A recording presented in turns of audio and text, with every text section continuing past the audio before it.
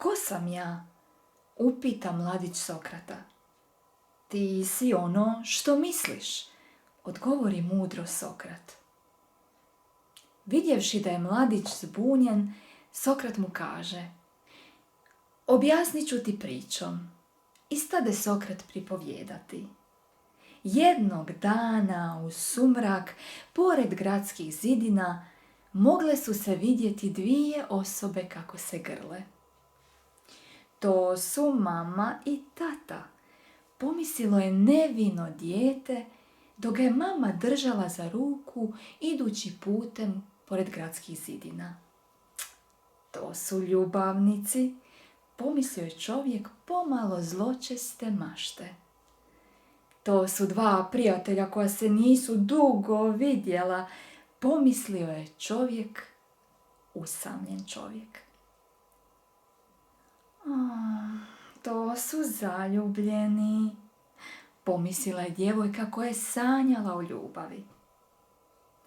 Tko zna zašto se oni grle, to je sigurno iz neke koristi, pomislio je uskogrudan čovjek. Ajme, kako je lijepo vidjeti kada se dvoje ljudi grle, pomislio je neki dobar čovjek. Sad se grle, a za koji trenutak će se pobiti, pomislio je ubojica. To otac grli svoju kćer, pomisli čovjek koji je bio u žalosti zbog smrti svoje kćeri. Prema tome, kaže Sokrat, svatko misli ovisno o tome tko je i što nosi u sebi. Pronikni u svoje misli, pa ćeš moći reći o sebi puno bolje nego bilo tko drugi. Evo, dragi moji pratitelji, nova priča za ovotjednu motivaciju. I ova priča me podsjetila na onu rečenicu iz Biblije: čega je srce puno, o tome govore usta.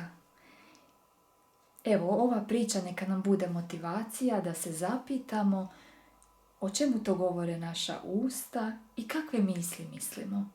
Želim vam lijep i uspješan tjedan i ispunite svoju glavu lijepim, pozitivnim mislima i kad sljedeći put vidite dvoje ljudi kako se grle u sumrak, zastanite i zapitajte se tko su oni i što ja to mislim.